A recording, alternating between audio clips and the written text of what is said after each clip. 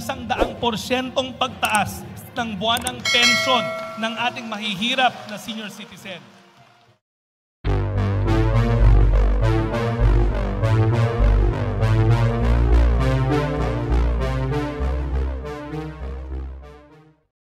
Ang batas na ito ay parangal sa mga sakripisyo, malasakit at pagmamahal ng walang sawang ipinagkakaloob ng ating mga lolo at lola. Makakaasa po kayo na sa bagong Pilipinas, prioridad natin ang ating mga senior citizen. Sa bagong Pilipinas, hindi kayo maiiwanan. Yan ang kabilin-bilinan ng ating mahal na Pangulo at ng ating unang ginang na kasama natin ngayong umaga. Ang buwan ng tulong na ito ay naglalayong magbigay ng dagdag na suporta sa ating mga kababayang mahirap na senior citizen, lalong-lalo na sa aspeto ng pagkain, medical at ibang pangunahing pangangailangan. Kung kaya, ngayong araw na ito, nagsama-sama tayo para tunghayan ang ceremonial payout ng social pension na mas pinalaki sa ilan nating senior citizen sa pangunguna ng ating First Lady, Luis Araneta Marcos. Honorable DSWD Secretary Rex Gatchalian, fellow public servants, sa ating mga senior citizens at esteemed guests, a warm and heartfelt welcome to all of you as we gather here today to celebrate the 73rd anniversary of the Department of Social Welfare and Development. This occasion not only affirms our unwavering dedication to social responsibility, but also marks a significant opportunity to initiate a new era of compassion and support. Over the past 7 decades, our department has tirelessly worked towards uplifting the lives of the most vulnerable members of our society. We have championed the cause of justice, equality, and empowerment, striving to create a nation where no one is left behind. Today, as we commemorate our rich history and accomplishments, we also look forward with optimism and enthusiasm towards the future. Kami po sa kagawaran ng kagalingan at pagpapaunlad, panlipunan o DSWD ay nananatiling dedikado at tapat sa pagsulong ng kapakanan ng ating mga senior citizens. Ang social pension payout po sa araw na ito ay nagsisilbing isa sa mga patunay ng ating dedikasyon sa paniniguro na ang golden years ng ating mga elders ay puno ng dignidad, respeto at financial security.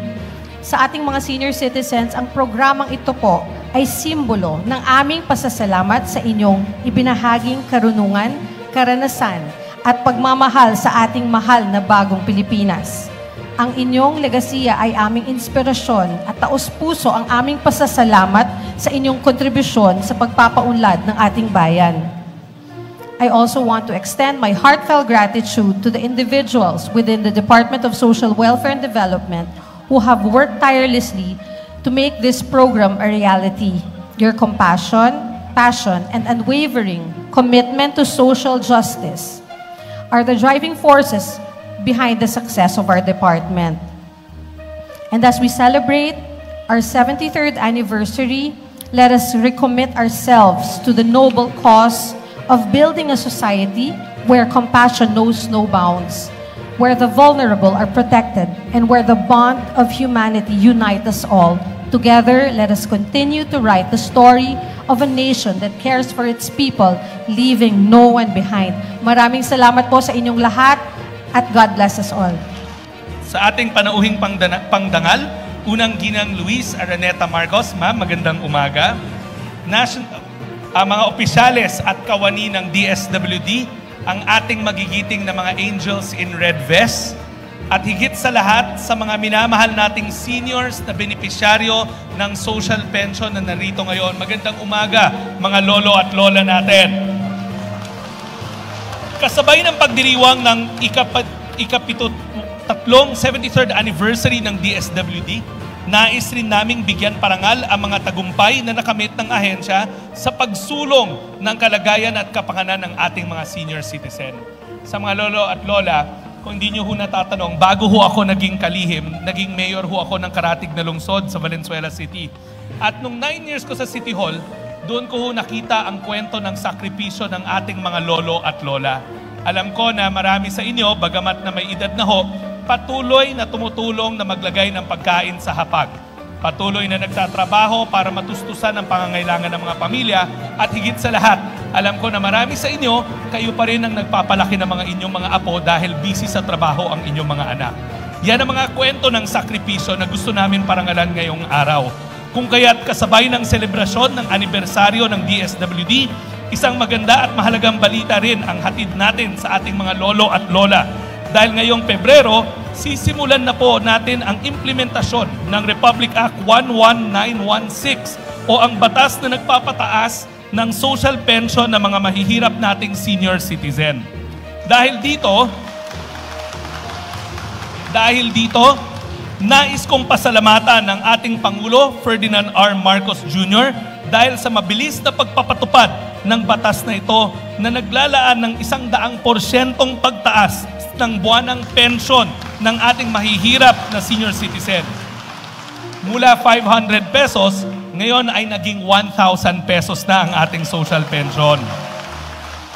Ang batas na ito ay parangal sa mga sakripisyo, malasakit at pagmamahal ng walang sawang ipinagkakaloob ng ating mga lolo at lola. Makakaasa po kayo na sa bagong Pilipinas, prioridad natin ang ating mga senior citizen.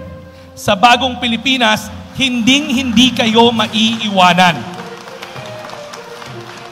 Yan ang kabilin-bilinan ng ating mahal na Pangulo at ng ating unang ginang na kasama natin ngayong umaga. Ang buwan ng tulong na ito ay naglalayong magbigay ng dagdag na suporta sa ating mga kababayang mahirap na senior citizen, lalong-lalo na sa aspeto ng pagkain, medikal at ibang pangunahing pangangailangan. Kung kaya, ngayong araw na ito, nagsama-sama tayo para tunghayan ang ceremonial payout ng social pension na mas pinalaki sa ilan nating senior citizen sa pangunguna ng ating First Lady, Luis Araneta Marcos. Mas pinahusay ng DSWD ang pakipag-ugnayan sa National Commission on Senior Citizen upang masiguradong tuloy-tuloy ang maayos na pagpapatupad ng mga programa para sa nakakatanda. Ang NCSC ang bagong ahensya na itinatag ng ating pamahalaan na nakatutok o may mandato sa mga programa at kapakanan ng mga nakakatanda sa ating lipunan. Sa katunayan, itong 1,000 kada buwan ay pauna pa lamang. Marami pang programang inilalatag at iniisip ang ating Pangulo at unang ginang upang mapakita pa ang husto nilang pagmamahal para sa ating mga lolo at lola. Dahil sa isang bagong Pilipinas, sama-sama tayo sa patuloy na pagtugon sa pangangailangan at pagbibigay halaga sa kapakanan ng bawat sektor, lalong-lalo na ng ating mga senior citizen. Maraming salamat po sa inyong lahat. Mga kasama, sa punto na to, mga kaibigan, ang unang ginang ng Republika ng Pilipinas, Luis Araneta Marcos.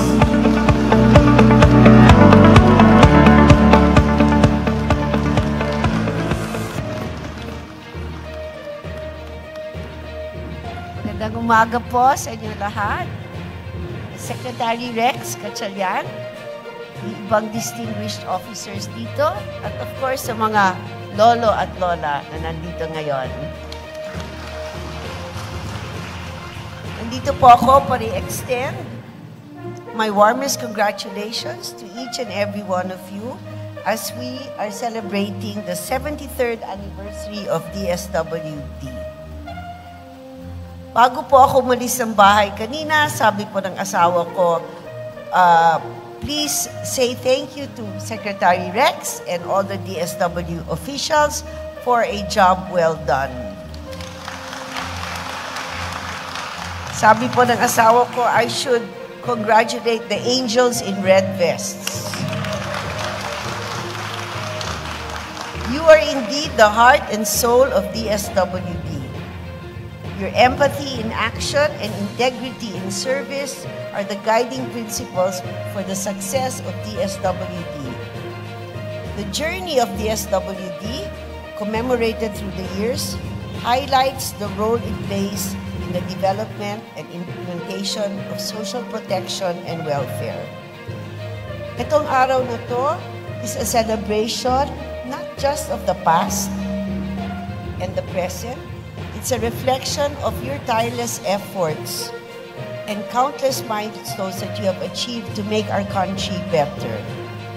So sa mga lolo at lola dyan, mga senior citizen, you are in good hands with DSWD. Congratulations once again to DSWD, and thank you for all the good things you do for our country. Congratulations again for all your remarkable achievements. Maraming salamat po. Sama-sama tayo babangon muli para sa bagong